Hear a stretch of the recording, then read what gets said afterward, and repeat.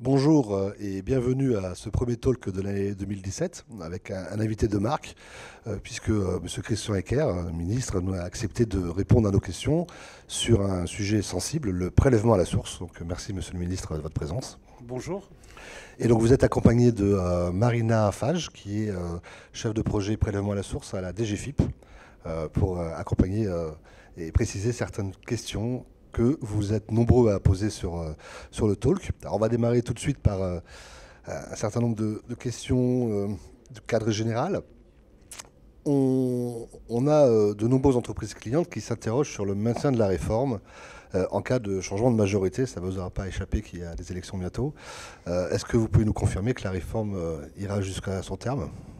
Ce que je peux vous confirmer, en tout cas, c'est qu'elle sera prête. C'est-à-dire que non seulement la loi a été votée, non seulement elle a été promulguée, puisque le Conseil constitutionnel qui a été saisi n'y a rien trouvé à redire, et que toutes les dispositions techniques seront prises, c'est-à-dire les instructions complémentaires, la mise en œuvre des systèmes informatiques, les campagnes d'information, parce que c'est important, on y reviendra sûrement, donc tout sera prêt.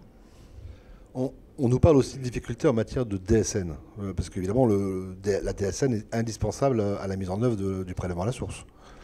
La DSN est effectivement un outil important, et c'est elle qui nous a permis et qui va nous permettre d'avoir un fonctionnement complètement fluide. DSN, c'est une marche depuis une dizaine d'années, de droite comme de gauche. D'ailleurs, je pense que tout le monde se félicite de la mise en œuvre de la DSN. Alors, il y a toujours des ajustements. Il y a toujours cette dernière phase qui n'est pas complètement au point. Il reste des entreprises à desservir par la DSN, mais nous sommes tout à fait confiants. Les plannings nous montrent que normalement, tout doit être achevé à la fin de cette année. Donc d'ici fin 2017, tout devrait rouler et il n'y a plus qu'à appuyer sur le bouton pour que ça soit opérationnel. Oui, alors mais pour être tout à fait en phase avec votre première question, si une majorité souhaite l'arrêter, elle peut toujours prendre la responsabilité de le faire. Enfin, je pense que ça serait dommage pour plein de raisons. La première, c'est que les Français la souhaitent très majoritairement. C'est assez rare quand on fait des grandes réformes.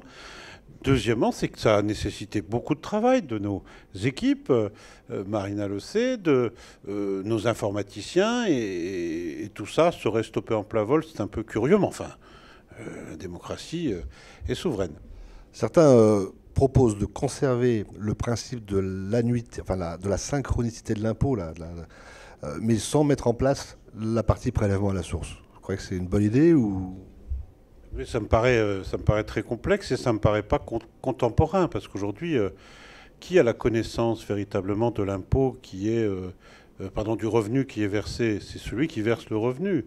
Et malgré tous les progrès, la DSN et d'autres systèmes d'information, ce n'est que via la connaissance du montant qui est versé que l'on a, en appliquant bien sûr le taux du prélèvement, la connaissance de l'impôt qui est à payer de façon contemporaine. Tout autre système serait de toute façon en décalage temporel. Il n'y aurait plus l'automaticité de l'adaptation de l'impôt à payer avec le niveau du revenu perçu. Alors, toujours dans les conditions générales, est-ce qu'il n'aurait pas été plus simple de généraliser la mensualisation de l'IR plutôt que de mettre en place un prélèvement à la source qui est perçu, je cite, comme une usine à gaz? On reviendra peut-être sur l'usine à gaz et la notion de complexité, mais en tout cas, la généralisation de la mensualisation, ça n'a rien à voir avec le prélèvement à la source. Il faut vraiment se mettre ça dans la tête. Parce que la mensualisation de l'impôt ne résout pas le problème de l'année où vous payez vos impôts par rapport à l'année où vous percevez vos revenus. La grande nouveauté du prélèvement à la source, c'est tout simplement qu'il n'y a plus de décalage entre votre situation actuelle et le niveau de l'impôt où vous êtes. Aujourd'hui, on connaît tous les exemples. Vous partez en retraite, vous payez encore vos impôts au niveau de ce que vous aviez à payer l'année précédente quand vous étiez pleinement salarié. Vous prenez un mi-temps, vous prenez un congé parental, vous prenez une année sabbatique, vous avez une variation de votre situation familiale. Il faut toujours attendre un an avant que l'impôt ne s'adapte. Ça, c'est terminé avec le prélèvement à la source. C'est ça qui est important. C'est pas qu'on paye tous les mois, c'est tout simplement qu'on paye en temps réel en fonction de sa situation. Bien sûr. On a près de la moitié des foyers fiscaux qui seront non passibles de l'impôt sur le revenu. Est-ce que c'était quand même nécessaire de mettre cette réforme au jour? C'est la moitié ou c'est un peu plus? 55%. C'est 55%, Marina, merci. Donc un peu plus de la moitié qui ne paye pas. Pour eux, ça ne changera rien. Ça, c'est un fait. Mais c'est évidemment pour les autres que c'est important sur les changements de situation, aussi bien en termes de niveau de revenu que changement de situation finale. Quand vous avez un enfant aujourd'hui, tiens, en début d'année, il n'est pris en compte dans votre impôt que s'il naissait aujourd'hui, très bien, il sera pris en compte à l'automne prochain seulement, c'est-à-dire au mois d'août-septembre 2018, dans le calcul de votre impôt. C'est pas normal. Et on va pouvoir déduire immédiatement. On va pouvoir en tenir compte immédiatement de la demi-part ou de la part supplémentaire qui vous sera attribuée. Alors, une autre question qui se pose, c'est que on a un système qui est, du fait de son coefficient conjugué, enfin la conjugalisation de l'impôt, la familiarisation de l'impôt, qui rend l'impôt sur le revenu très complexe. Est-ce qu'il n'aurait pas été préférable peut-être de simplifier avant l'impôt sur le revenu, avant de mettre en place le prélèvement à la source?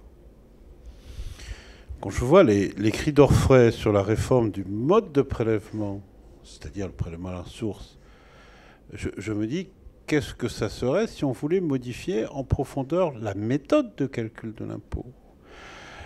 L'impôt aujourd'hui, s'il est complexe, c'est tout simplement l'héritage du temps, le fait qu'on ait voulu tenir compte de toutes les situations, vous l'avez dit, la familialisation de l'impôt, le fait d'accorder des parts ou des demi-parts supplémentaires lorsque l'on a des enfants.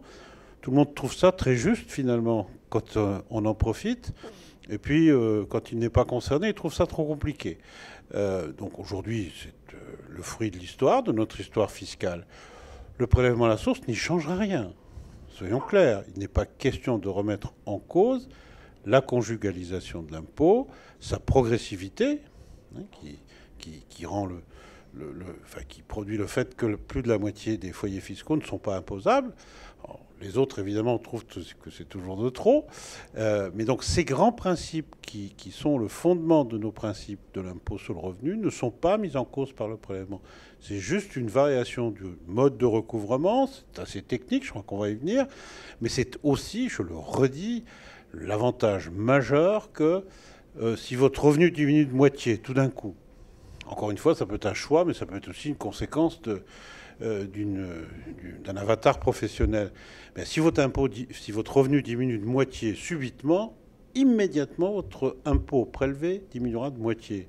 C'est ça la grande nouveauté. C'est une grande sécurité pour les contribuables qui payent de l'impôt. Vous savez, aujourd'hui, on a énormément de contribuables qui viennent nous demander des délais, hein, parce que, justement, ils n'avaient pas anticipé qu'il leur arrivait quelque chose dans leur vie. Ça peut être un mariage, ça peut être un décès, ça peut être un enfant, ça peut être un licenciement, ça peut être une décision personnelle, la maladie, le handicap. Et ça, quand on ne l'anticipe pas, et bien souvent c'est imprévisible, on se retrouve dans la situation où on doit payer plein pot alors que les revenus ont diminué. On comprend l'intérêt pour les contribuables, mais une autre critique qu'on entend souvent, c'est que cette mise en œuvre va se traduire par une charge de travail supplémentaire pour les entreprises. Et la plupart des représentants des entreprises, mais les experts comptables également, sont assez inquiets sur ce surcoût et cette surcharge de travail qui risque d'arriver. Moi, je ne suis pas inquiet, mais peut-être que Marina pourra nous dire comment la DSN vient rendre possible et fluide la transmission des informations. Tout à fait. On est dans une logique où, effectivement, pour toutes les entreprises qui sont dans le champ de la DSN, le prélèvement à la source ne va représenter que quelques informations supplémentaires au sein de cette DSN qui préexiste et qui continuera d'exister. Donc, on est vraiment dans une logique où la DSN est une déclaration très riche en informations et irrigue tout un tas de partenaires. Le prélèvement à la source va constituer quelques informations, et notamment, bien évidemment, le taux de prélèvement à la source qui a été appliqué pour chaque bénéficiaire de revenus et le montant de PAS qui a été prélevé pour chacun. Au-delà de ces informations-là, on est dans une logique où cette déclaration qui préexiste va être le vecteur constitutif de l'alimentation de la Direction générale des finances publiques dans un sens, et élément novateur, le flux retour qui va permettre donc de la part de la DGFiP vers le collecteur, vers l'employeur, de transmettre les taux d'imposition à appliquer, va être un flux retour de cette déclaration DSN. Donc vraiment une déclaration qui constitue la pierre angulaire de la transmission. C'est simple, c'est automatique, et à partir du moment où c'est simple, ça ne nous donne qu'un seul renseignement, le taux d'imposition. On ne demande pas à l'employeur de regarder s'il y a des enfants, s'il y a des revenus complémentaires, quels sont les revenus du conjoint, et d'en déduire un calcul, parfois un peu compliqué, on l'a dit tout à l'heure, du taux d'imposition. L'employeur, ou en tout cas le verseur, celui qui verse le revenu, ne connaît que le taux d'imposition. Il ne sait pas si ce taux est issu d'une pension alimentaire, de la présence de revenus fonciers, de la présence de revenus exceptionnels. Il a un taux. D'où la question de la confidentialité qui nous est souvent mise en avant. Certes, il y a la connaissance du taux, mais un même taux recouvre des situations extrêmement différentes. Alors, parmi les questions, puisqu'on parle du taux, lorsqu'on a dans un couple certes, des revenus qui sont différents entre le mari et la femme, est-ce que tout le monde aura le même taux? Est-ce qu'on peut différencier les taux? Est-ce qu'il est possible que l'un seul des deux conjoints paye l'impôt et que l'autre ne le paye pas? Comment ça va se passer? Alors là encore, le législateur, sur notre proposition, a conçu un dispositif que je vais expliquer. Je vais en prendre une minute pour le faire. D'abord, bien entendu, si le contribuable le souhaite, c'est le cas général, c'est-à-dire sans intervention dans le couple, vous avez le même taux qui s'applique à l'ensemble des revenus du couple, c'est-à-dire les deux membres du couple, souvent un homme et une femme, mais pas seulement, se voient appliquer le même taux d'imposition. Ceci dit, si dans le couple, l'un des deux, souvent celui qui a le salaire le plus faible, ne souhaite pas être prélevé autant ou ne souhaite pas que son employeur remarque qu'elle a un taux un peu plus élevé qui traduirait le fait que soit le conjoint a un revenu très important, soit il y a d'autres revenus fonciers ou autres pardon, dans le couple. À ce moment-là, la personne peut opter pour un taux individualisé qui sera calculé par la DGFiP sous forme de la prise en compte de son seul revenu et la moitié des revenus communs, parce que les revenus communs doivent bien entrer en ligne de compte. Je donne un exemple. Alexandre et Sophie, alors le premier gagne 5 000 € par mois et le deuxième 1 500 € par mois. Pour un tel foyer, le taux commun, s'il était le même pour les deux, serait de 8,6%. Mais là encore, donc, si Sophie craint que son employeur interprète ce taux comme étant un taux qui démontre qu'il y a d'autres revenus importants, alors elle opte pour le taux individualisé. Eh bien, si ces personnes, par exemple, ont un enfant, à ce moment-là, Sophie devient non imposable, 0 de prélèvement, et son conjoint, à ce moment-là, au lieu de 8,6, si ça avait été sur les deux salaires, va être prélevé au taux de 11,2, c'est-à-dire le montant, bien sûr, global est le même dans les deux situations. Donc il y a une possibilité, effectivement, d'individualiser le taux à l'intérieur d'un même couple, avec, bien entendu, le même versement au service de la DGFiP. D'accord, dans ces cas-là, évidemment, l'écart de taux se répercute sur le conjoint qui paiera, lui, plus d'impôts. Bien évidemment. Bien évidemment, parce que le but, c'est dans les deux sens. C'est que, bien sûr, tout le monde paye en fonction de son revenu et de son taux d'imposition, mais que le Trésor public soit alimenté, bien sûr, de la même façon. Alors, à ce propos, en cas de demande d'individualisation, est-ce qu'il faut l'accord des deux conjoints ou seulement la demande d'un des seuls suffira? Oui, c'est une question qui se pose déjà aujourd'hui. Lorsqu'il y a des différends à l'intérieur d'un couple, c'est la dernière intervention qui compte. Voilà, c'est la dernière intervention. Alors, on peut toujours imaginer qu'à l'intérieur d'un couple, il y en a un qui dit « je veux individualiser », l'autre dit « non, je ne veux pas individualiser ». Il y a quand même des codes d'accès au serveur impôts.gouv.fr. Et là, c'est évidemment, DGFiP prendra en compte la dernière information qui lui est parvenue. On peut imaginer un couple qui, chaque mois, décide de faire passer l'impôt de l'un à l'autre. Il y a quand même quelques taquets. Il faut que les modifications donnent lieu à des variations significatives. Ça va passer de 8,5 à 8,4%. Je pense que personne là ne comprendrait qu'on le fasse. Donc il y a dans certaines situations une certaine auto-limitation des comportements. Alors, toujours dans ces problèmes d'individualisation, on a le problème des revenus fonciers, qui sont des revenus fonciers en fait pour l'administration du couple, mais qui parfois en fait sont les revenus fonciers de l'un des conjoints du couple. Est-ce qu'on peut là aussi individualiser le taux relatif aux revenus fonciers et faire en sorte que ce soit seulement l'un des deux qui paye l'impôt sur le revenu foncier dans son taux de prélèvement, ou comment ça va se passer?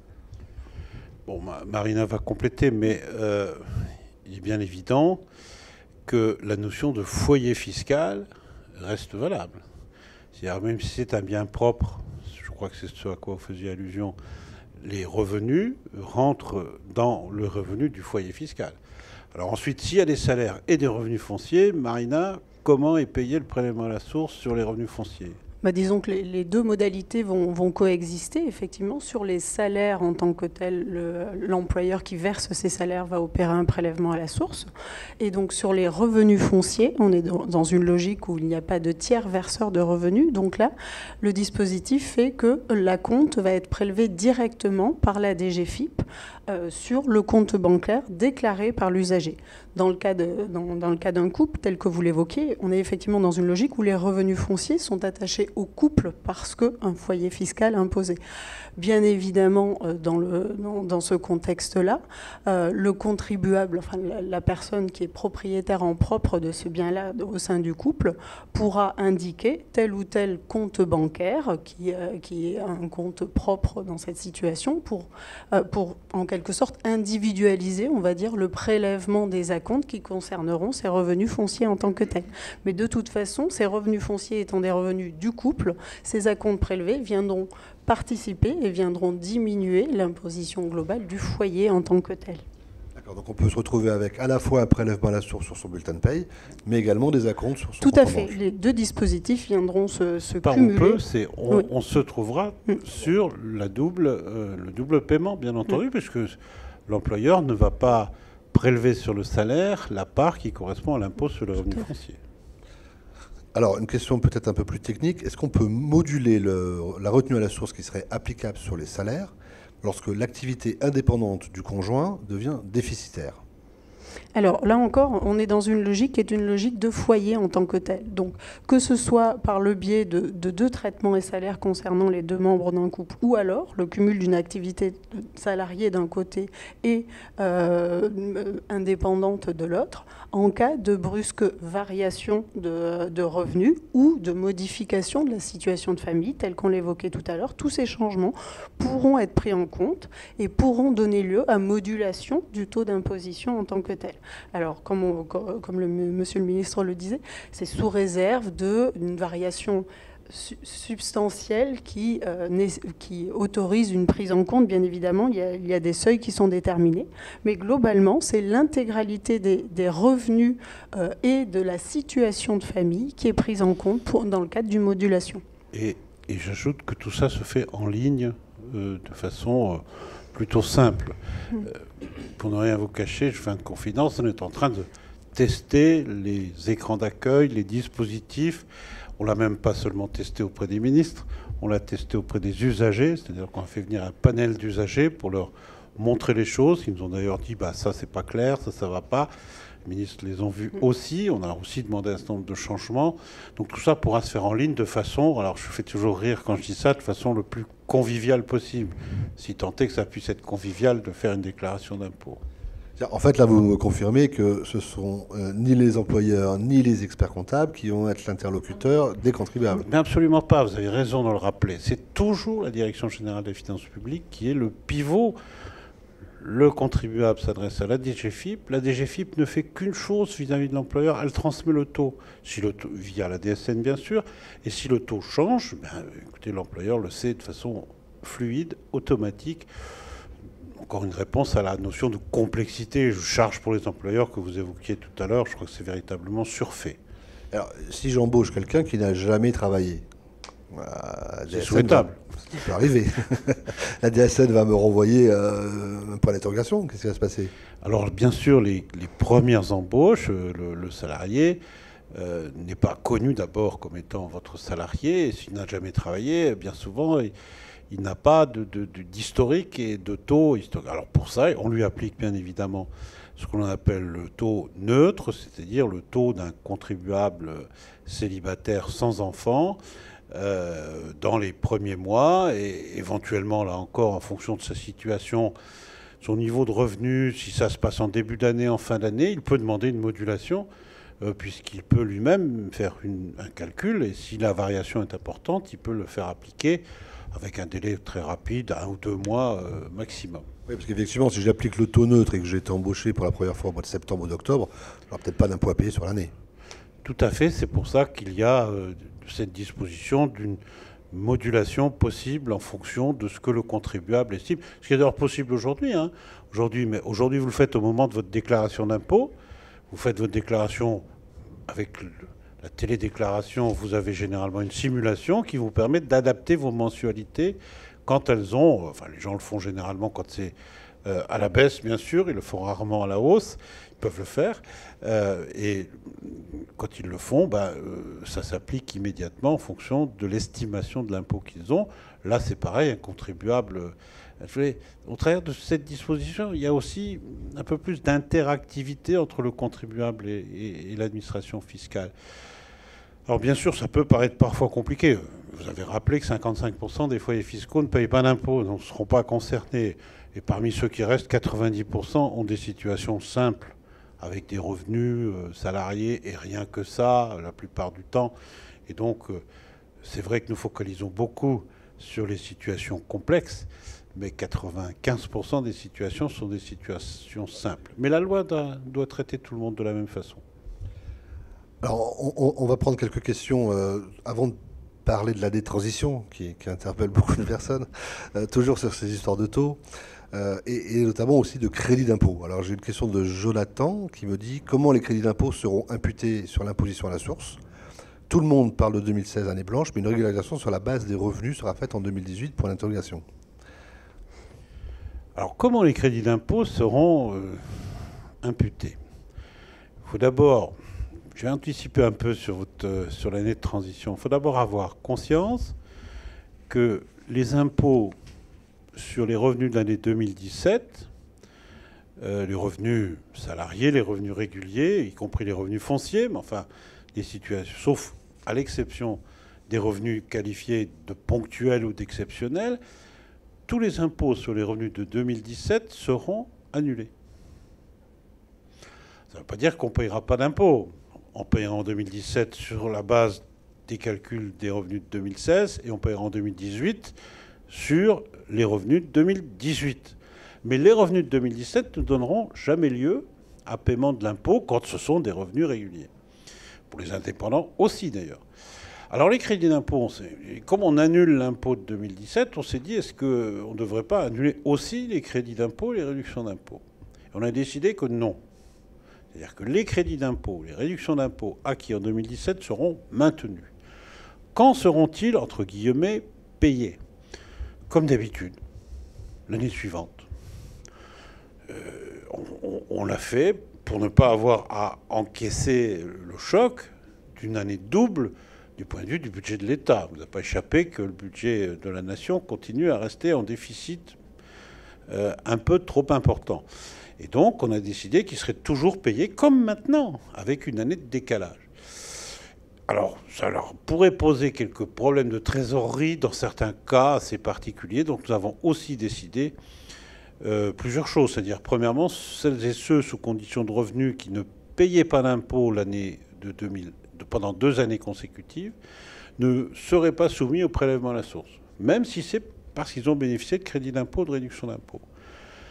Et deuxièmement, que celles et ceux qui pourraient bénéficier, qui bénéficient de réductions et de crédits d'impôt, je pense notamment de crédits d'impôt liés au service à la personne, frais de garde des enfants, salariés à domicile, bénéficieraient d'un acompte dès le mois de février de 30% du crédit d'impôt qu'ils auraient touché l'année précédente. Ce qui veut dire que non seulement ça continue à être payé, même s'il n'y a plus d'impôt, mais en plus, c'est payé de façon anticipée pour qu'il n'y ait pas de difficulté de trésorerie.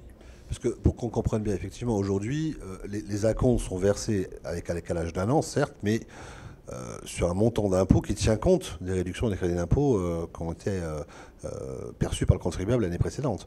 Là, on va payer des acomptes ou un prélèvement à la source sans tenir compte de ces crédits d'impôt. Tout à fait, c'est pour ça qu'on a ces deux dispositifs de compensation. Il n'y a pas de difficulté pour autant. Il faut quand même reconnaître que quelque part, sur la durée de la vie d'un contribuable, on lui fait cadeau d'une année d'imposition. Ouais, alors, il ne le percevra pas tout de suite parce qu'il n'a pas conscience qu'il y a une année où il ne paye pas. J'allais dire, ses héritiers se rendront compte lors de son décès. Je crois que le contribuable qui fait une déclaration d'ISF s'en apercevra aussi, puisqu'il payera un peu plus cher vu qu'il n'aura pas de passif à déduire au titre de l'impôt de l'année. Ça, c'est une disposition qui mériterait de plus longues explications parce qu'il y a d'autres sujets liés à l'ISF et au calcul, par exemple, de l'ISF, mais aussi de son plafonnement. Alors, toujours dans les mêmes questions, est-ce que les bulletins de paye auront le même détail qu'actuellement une fois que le prélèvement à la source sera appliqué? J'ai pas bien compris. Auront le même? Est-ce que les bulletins de paye auront le même détail qu'actuellement une fois que le prélèvement à la source sera appliqué? Oui, aujourd'hui il y a une réforme, je crois, du bulletin de paie avec une simplification des lignes, mais ça c'est lié aux cotisations sociales et aux allègements de cotisations. Mais il y aura simplement une ligne supplémentaire qui s'appellera prélèvement à la source. Ce qui est important, justement, vous me donnez l'occasion de le rappeler, c'est que dès aujourd'hui, les bulletins de salaire mentionnent le revenu imposable du contribuable.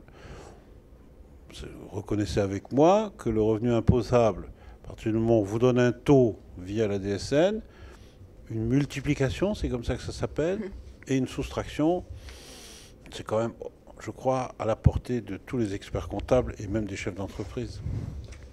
Alors, en ce qui concerne toujours ces fameux crédits d'impôt, CELIR, Robien, Duflot, donc est-ce qu'ils continueront à s'appliquer avec un point particulier sur les produits de défiscalisation lorsqu'on a en fait des PERP ou ce genre de choses qui viennent s'imputer sur le revenu cette fois-ci et non pas sous forme de crédit ou de réduction d'impôt. Comment ça va se passer au titre de l'année de transition? Soyons clairs, il s'agit là généralement de réduction d'assiette de l'impôt. Par là, on s'adresse à des spécialistes.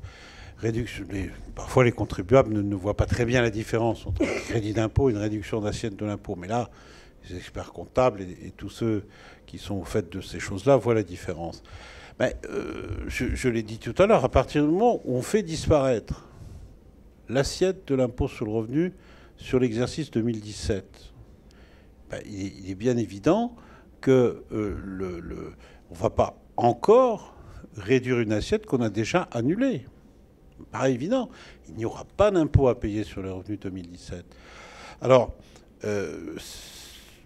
certains oublient généralement que les réductions d'assiette que vous évoquez, prenons les PERP par exemple, ou les préfonds pour les fonctionnaires, ce ne sont pas des dispositifs qui sont destinés à économiser de l'impôt. Si on fait un PERP, c'est pour toucher une retraite. C'est pas pour diminuer son impôt. Et pourquoi c'est pas imposable? Pourquoi on le retranche de l'assiette? Parce que verser sur un PERP, c'est quoi? C'est presque comme quand on verse une cotisation sociale. Quand on verse sa cotisation retraite, bien sûr, ça n'est pas imposable.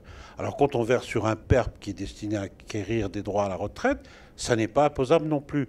Mais à partir du moment où on vous supprime l'imposition sur le revenu, on ne peut pas aller plus loin. Parce que sinon, ça voudrait dire, par exemple, qu'il faudrait, je ne sais pas quoi, imaginer un crédit d'impôt sur les cotisations sociales des salariés.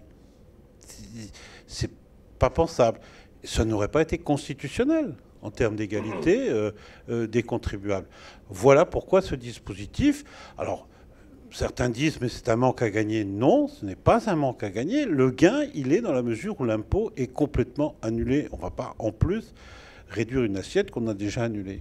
Donc, père préfond, versement 2007, ça n'ouvrira pas droit à réduction d'impôt, mais d'un autre côté, il n'y a pas d'impôt. Ça n'a jamais donné droit à réduction d'impôt. On est d'accord. Ça donnait droit à une réduction de l'assiette de l'impôt. Par contre, Pardon de jouer sur le mot, parce Vous avez que raison. c'est important. Par contre, si je fais un versement, je fais un don à une association où j'embauche une personne à domicile, là, j'aurais bien droit à ma réduction d'impôt en 2017. Alors Marina va vous l'expliquer, mais la réponse est oui, bien entendu. Tout à fait, puisque là, on est dans un dispositif de réduction et de crédit d'impôt tel qu'on l'évoquait, et donc il sera pris en compte dans le cadre du calcul du solde de l'impôt sur les revenus de 2017, donc à l'été 2018, et qui fera partie, alors si on est effectivement sur de l'emploi du service à la personne, qui pourra faire partie de l'acompte tel qu'il sera versé en février-mars 2018, et qui de toute façon sera pris en compte dans le cadre de la régularisation, de la liquidation de l'impôt à l'été 2018, dans les conditions de droit commun.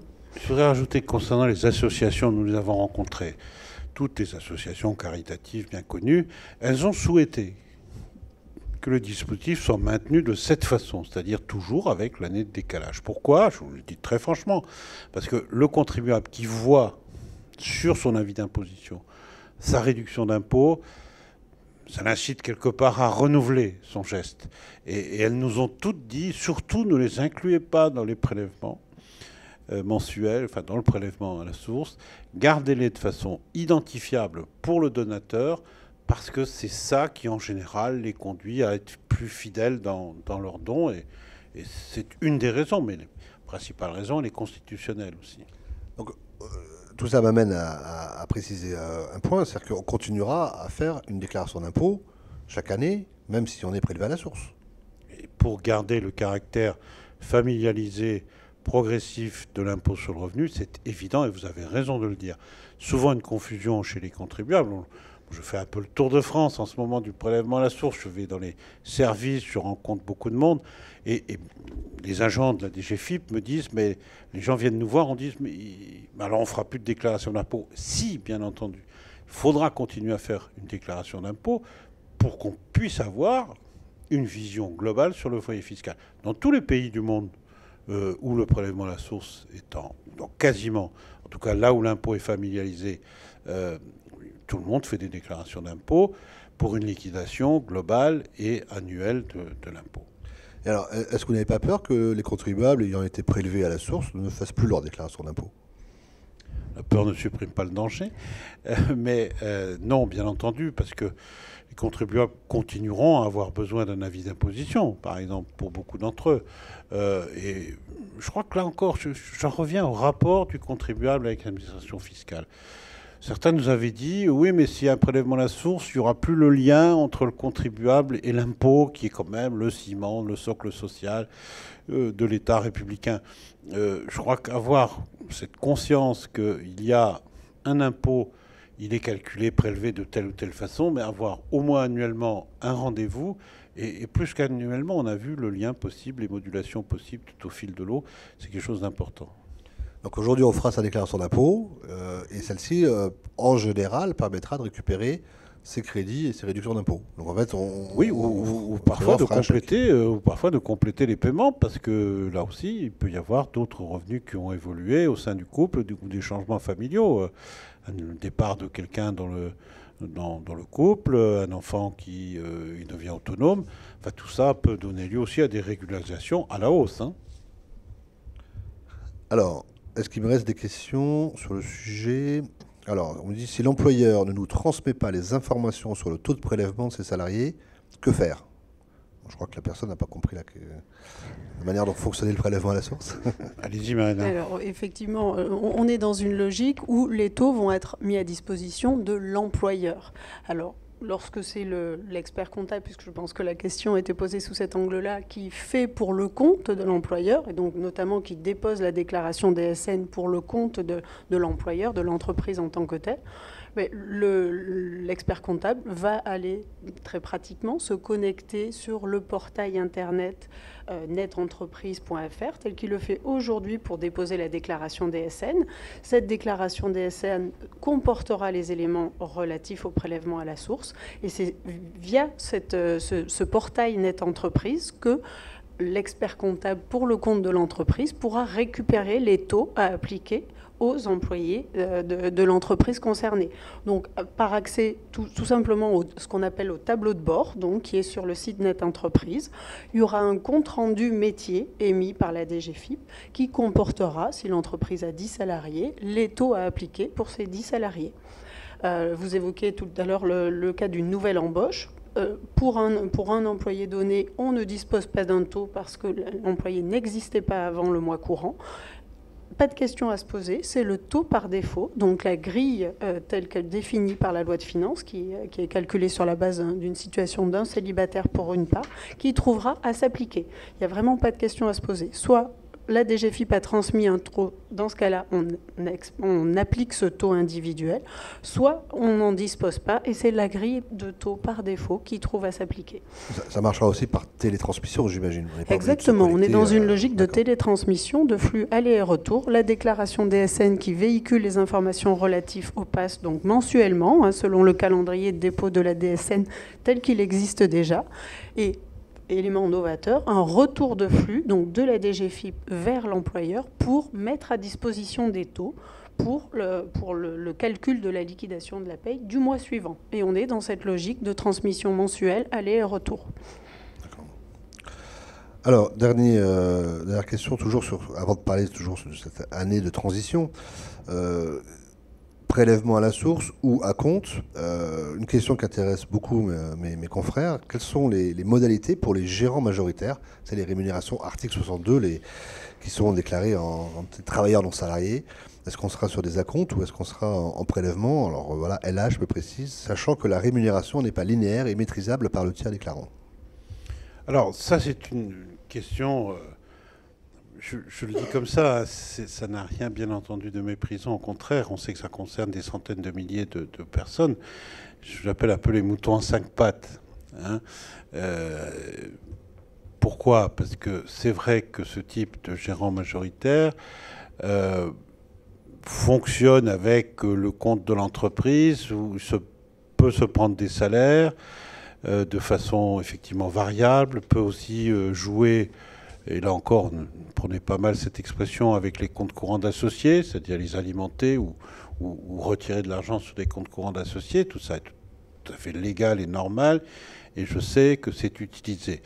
Et que souvent, c'est en fin d'exercice que l'on détermine qu'est-ce qui a été du salaire, qu'est-ce qui a été des variations de comptes courants d'associés ou qu'est-ce qui a été des dividendes. Parce qu'il peut y avoir aussi cette question des dividendes. Donc nous sommes en train de travailler cette question. Je n'ai pas aujourd'hui de réponse toute faite. Il y a 2 cas déjà qui se posent à nous, c'est-à-dire soit il y a des salariés dans l'entreprise, auquel cas il y a un dispositif DSN, donc il peut y avoir des échanges, mais bon, effectivement il y a la question de la variabilité et ça nécessite de savoir si l'argent qui est pris à titre de salaire ou est pris à un autre titre. Soit il n'y en a pas, auquel cas, effectivement, il faudra trouver un mécanisme, probablement par des prélèvements, peut-être en se basant sur l'année antérieure, comme ça peut être fait, et qu'à ce moment-là, on devient plutôt un acompte. Nous sommes en train de travailler cette question en lien avec vous-même, hein, les experts comptables et les syndicats professionnels. Mais c'est vrai que là, les instructions fiscales seront nécessaires pour compléter, préciser la loi. On aura certainement des commentaires au BOFiP qui devraient sortir dans le courant de l'année 2017. Vous avez un calendrier? C'est ce que je disais tout à l'heure, tout au début de notre entretien, c'est que, je ne sais pas, cette réforme, la majorité qui sortira des urnes décidera de l'annuler ou pas. En tout cas, en ce qui nous concerne, elle sera prête. C'est-à-dire que les instructions BOFiP auxquelles vous faisiez allusion seront prises avant le mois de mai 2017. Alors, la fameuse année blanche. La question, c'est de savoir ce qu'est un revenu exceptionnel. Parce que j'ai bien compris, vous nous dites les revenus habituels, courants, qui ne sont pas surérogatoires, c'est un nouveau mot qu'on a appris en lisant la loi, eux ne seront pas imposables, mais ce n'est pas le cas de tous les revenus. Alors comment on va distinguer ce qui est exceptionnel de ce qui ne l'est pas? Quels sont les revenus qui seront effectivement inclus dans ce crédit d'impôt de modernisation du recouvrement, c'est comme ça que ça s'appelle, le CIMR. Quels sont ceux qui en seront exclus? Comment ça va fonctionner?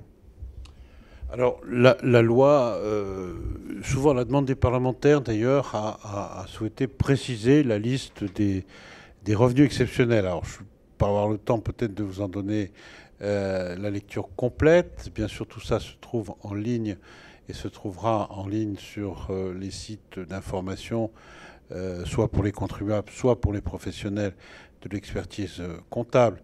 Il y en a 14, plus un 15e qui est d'ailleurs assez large pour pouvoir traiter, là encore, les moutons à 12 pattes, s'il en existe. Mais je prends quelques exemples. Les indemnités versées à l'occasion de la rupture du contrat de travail seront, à l'exception des indemnités compensatrices de congé, des indemnités compensatrices de préavis ou de fin de contrat, seront des revenus exceptionnels. Les Golden Parachute, les Golden Hello. Ensuite, certains nous ont posé la question, et les rémunérations, j'allais dire, un peu proportionnelles, c'est-à-dire celui qui est payé, entre guillemets, avec des commissions. Si c'est prévu dans le contrat de travail, ce ne sera pas un revenu exceptionnel. Mais si ça n'est pas prévu dans le contrat de travail, à ce moment-là, bien entendu, ça peut être considéré comme un revenu exceptionnel. On a traité la question du compte épargne-temps. On nous a souvent posé cette question aussi, en mettant un plafond maximal de 10 jours. Il s'agit d'éviter aussi les effets d'aubaine, hein, ou les effets d'optimisation excessive. On l'a dit tout à l'heure, sur 2017, les revenus ne seront pas imposés.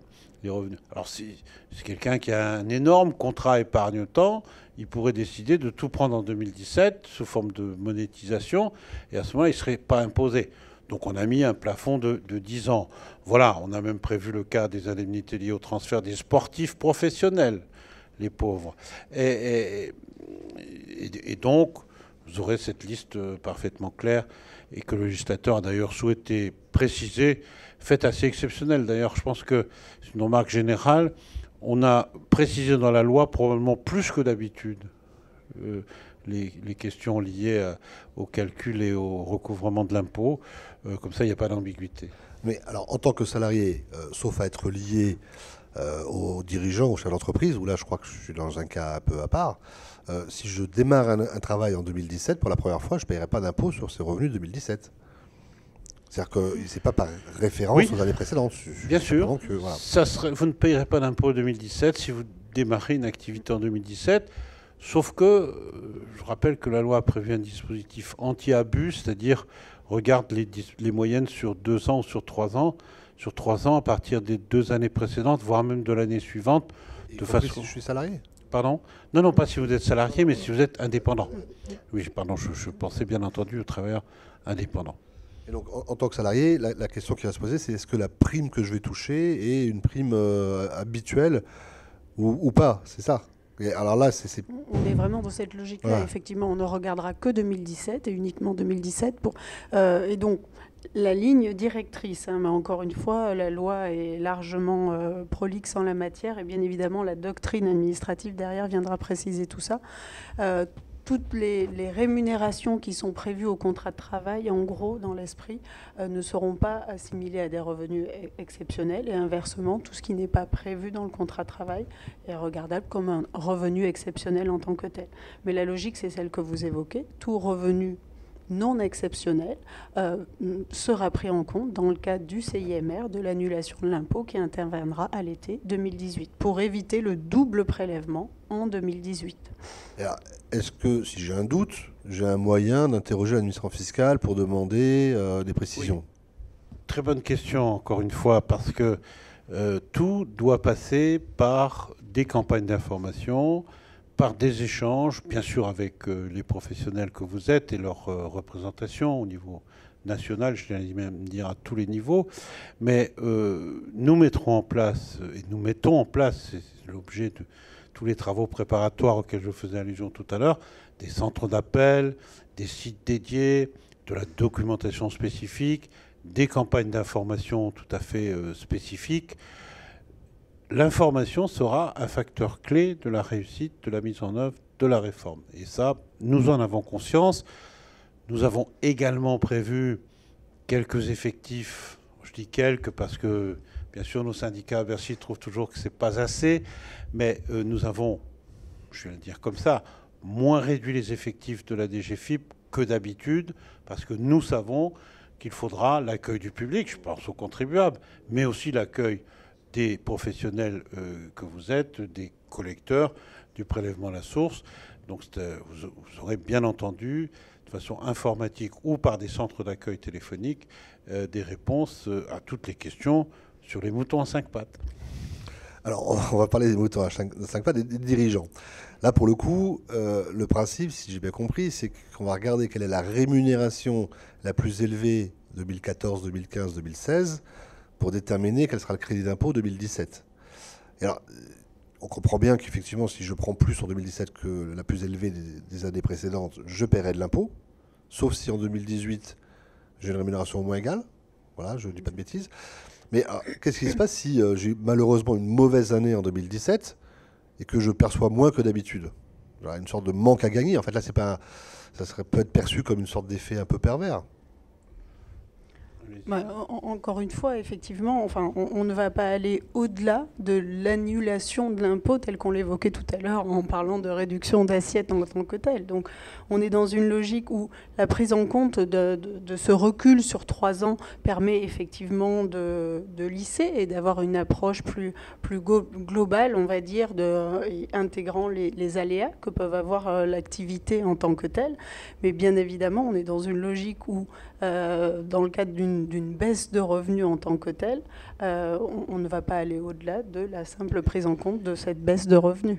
Mais votre question est très symptomatique que vous avez bien compris ce qui se passe. C'est-à-dire que celui qui vous pose cette question est en train de se dire « Je vais gagner en 2017, mais j'aurais gagné plus si j'avais fait une bonne année. » Enfin, ça n'a plus de sens. Enfin, on en est bien d'accord. On vous fait cadeau de l'impôt 2017, encore une fois, modulo quelques exceptions qu'on a évoquées tout à l'heure, on vous fait cadeau de l'année 2017. Et vous dites, mais on m'aurait fait un cadeau plus important si j'avais fait une meilleure année. Non, là, on est au-delà, je crois, de l'éthique, de l'égalité devant l'impôt. Alors, une grosse inquiétude chez mes clients dans le bâtiment, et pas que les miens, hein, beaucoup, en matière de déficit foncier ou de dépenses déductibles des revenus fonciers. Donc il y a un système assez complexe, peut-être que vous pouvez nous le réexpliquer, pour la déduction des travaux sur les revenus fonciers, la moyenne de 2017-2018. Alors, Marina va vous l'expliquer, mais avant, je voulais dire une chose. Nous avons regardé ce que ça représentait en volume dans les travaux du bâtiment. Parce que, bon, on a plein d'expertises possibles dans la maison à Bercy. On nous dit d'ailleurs qu'on en a parfois trop. Mais nous avons regardé. Dans le bâtiment, vous avez tout ce qui concerne les travaux neufs, tout ce qui concerne les travaux de réhabilitation de l'habitation principale. Et puis vous avez cette fraction, effectivement, de ceux qui sont propriétaires d'appartements ou de maisons, qu'ils mettent en location pour se faire des revenus fonciers, tout ça est tout à fait bien, et qui peuvent imputer des travaux lorsqu'ils... Et on a regardé la proportion de ces travaux dans le chiffre d'affaires global du bâtiment. On est autour de 5%. Autour de 5%. Peut-être un peu plus, peut-être un peu moins. Tout ça peut être contesté par les professionnels. En tout cas, c'est le résultat de nos analyses. Donc, si problème il y a, mais Marina va répondre très précisément à la question, si problème il y avait, ce n'est pas le problème qui concerne l'ensemble du secteur du bâtiment. Et puis ensuite, le dispositif est construit tel que Marina va vous l'exposer. Alors effectivement, on est dans une logique effectivement sur la prise en compte de ces charges sur les revenus fonciers, sans rentrer dans le détail des dispositifs qui sont assez complexes et assez variés. On est dans une logique d'éviter là aussi l'effet d'aubaine et donc d'éviter par un mécanisme de prise en compte, enfin d'engagement de frais qui peuvent être reportables dans le temps, ainsi de suite, de raisonner sur un cumul de 2 années. La logique, elle est celle-là, encore une fois, pour éviter l'effet d'aubaine tel que l'on l'évoquait. Donc, on sera dans une approche, effectivement, qui pourra intégrer une approche sur 2 années courantes pour prendre en compte une moyenne de ce qui se sera passé sur les 2 années courantes. C'est vraiment ça l'esprit du dispositif, encore une fois. Mais là encore, tout simplement, parce qu'on est dans une logique où l'idée n'était pas de reporter sur cette année, ou à contrario, justement, effectivement sur l'année qui suivait l'ensemble de frais qui seraient normalement engagés dans le cadre de l'année 2017, indépendamment de la survenue de la réforme. Alors, je regardais les dernières questions qui ont été posées. J'en ai une de Christophe Delambert qui me dit « Qu'en sera-t-il des sociétés qui déposeront le bilan en laissant une dette à leur caisse de retraite, laquelle n'aura donc pas collecté le prélèvement à la source de l'impôt sur le revenu ?» C'est un manque à gagner pour l'État, c'est le premier problème. Et le deuxième problème, est-ce qu'on demandera aux contribuables de repayer une deuxième fois l'impôt qui a été retenu sur son bulletin de paye? Alors, plus généralement, c'est poser la question de la qualité du recouvrement de l'impôt. On évoque des cotisations non payées, mais on pourrait évoquer des entreprises défaillantes, volontairement ou pas.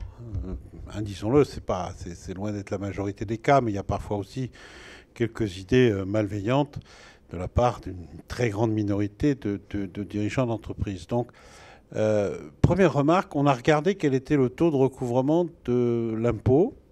Il est très bon, il est au-delà de 99%. Je ne sais plus la décimale derrière, mais il est excellent. Et puis, on l'a comparé au taux de recouvrement des cotisations sociales. Parce que les cotisations sociales sont recouvrées par ceux qui versent les revenus. Eh bien, on a un taux très légèrement meilleur pour les cotisations sociales que pour l'impôt sur le revenu. Ce qui, premier indice, nous fait dire qu'on devrait avoir un taux de recouvrement excellent. Deuxième inquiétude, c'est effectivement protéger le contribuable. Si l'employeur n'a pas reversé, il est bien évident qu'on ne va pas réclamer une deuxième fois au contribuable. Ceci est très clairement inscrit dans la loi. Troisième élément, si l'entreprise est défaillante, et ça peut arriver, au passage, ça me permet de rappeler que le prélèvement à la source, pour certaines entreprises, l'entreprise va le conserver en trésorerie pendant quelques temps. Les grosses entreprises, une quinzaine de jours, mais les petites entreprises, ça peut aller jusqu'à 3 mois. Quelque part, c'est une trésorerie dont elle va bénéficier. Ça peut être un petit avantage. Bon. Toujours est-il que si l'entreprise, entre-temps, est défaillante, eh bien, il existe bien sûr des possibilités pour l'État de recouvrer les créances, vous les connaissez, mais il existe aussi l'agence de garantie des salaires. Or, qu'est-ce qu'elle garantit, l'agence de garantie des salaires? Elle garantit le salaire net. Et dans le salaire net, vous avez le prélèvement à la source. Donc, tout simplement, c'est l'agence de garantie des salaires qui va intervenir, comme elle le fait d'ailleurs pour les cotisations sociales, comme elle le fait pour les cotisations sociales. Et donc, au lieu de reverser les salaires avec le prélèvement à la source, elle reversera le salaire une fois calculé et déduit le prélèvement à la source, et elle enverra directement le prélèvement à la source au Trésor public. Donc il n'y a pas d'inquiétude particulière pour toutes les raisons que je viens d'évoquer, sur ce dispositif. Alors, je crois qu'on arrive au terme de notre émission. Une réforme simple, que les contribuables attendent, qui améliorera le recouvrement de l'impôt. Pourquoi on ne l'a pas fait avant ? Oh, bah alors là, il faudrait demander, je ne sais plus, c'était M. Breton, je crois, qui disait à un moment donné, il suffirait d'appuyer sur un bouton pour mettre en route le prélèvement à la source. Une réforme simple, honnêtement, ça a nécessité un gros travail de nos services, de nos équipes, de l'administration fiscale, de nos cabinets, ils sont derrière la caméra, un peu des ministres, modestement, du Parlement, qui a quand même examiné ces questions, Conseil d'État qui s'est prononcé, le Conseil constitutionnel qui s'est prononcé, et des moutons à 5 pattes, il y en avait quand même quelques-uns. Il a fallu trancher, proposer, parfois modifier un certain nombre de concepts. Donc, c'est une réforme dont certains peuvent dire qu'elle intervient tardivement. Mais vous savez, ce pays est parfois un peu difficile à réformer. On le sent bien. Tout le monde dit toujours qu'il faut faire des réformes structurelles, mais à chaque fois qu'on s'y attelle, on y voit tel ou tel inconvénient, parfois corporatiste. Il a fallu convaincre aussi à l'intérieur de la maison. La Direction générale des finances publiques, on va se le dire très tranquillement, pas tous, quelques organisations syndicales, avaient des craintes quant au rôle, quant à leur place dans le recouvrement et le calcul de l'impôt. Et donc tout ça, effectivement, a pris une grosse année de travail. Et puis, début de législature, en début de mandature, on ne va pas faire ici de discours politique, on avait quand même aussi d'autres préoccupations, comme la préservation de notre crédibilité financière auprès de l'Union européenne, auprès des prêteurs sur les marchés financiers. On a quand même quelques urgences à régler, pardon de le dire. J'évite de le dire de façon trop polémique. Mais une fois que la décision a été prise, le président de la République l'a annoncé, une grosse année de travail. Vraiment, je tiens à le dire parce que une implication forte de nos équipes, direction de la législation fiscale, direction générale des finances publiques, organisation syndicale, beaucoup de consultations, contrairement aussi à ce que j'ai pu entendre ici ou là. On a concerté énormément les associations caritatives, je l'ai dit, les assistantes maternelles, les employeurs de salariés à domicile, mes autres collègues ministres, ministre de l'Agriculture, la question des agriculteurs est une question importante, ministre de la Défense, vous savez que la Défense a quelques soucis dans le versement de ses salaires avec le fameux logiciel Louvois, et c'est pas lié ni au ministre actuel, mais enfin bon, bref. Donc nous avons vraiment énormément travaillé, et ça a pris 1 an. Et ça va prendre encore 1 an pour que ce soit opérationnel. Pourquoi? Vous l'avez dit vous-même, il faut faire des tests, il faut concevoir des logiciels, il faut concevoir des campagnes d'information, il faut que tout le monde soit prêt. Donc nous avons dit 1 an de travail, c'était l'année 2016. 1 an de mise en œuvre, après le vote de la loi, c'est l'année 2017. Tout sera prêt le 1er janvier 2018. Monsieur le ministre, merci beaucoup merci de votre accueil et j'espère que... Marina, merci beaucoup à vous. On a pu répondre à toutes les questions. Vous voyez, j'ai fait appel à une amie, comme dans une autre émission de télévision, mais là, c'était une émission de jeu. Merci Marina. Merci. Merci à tous.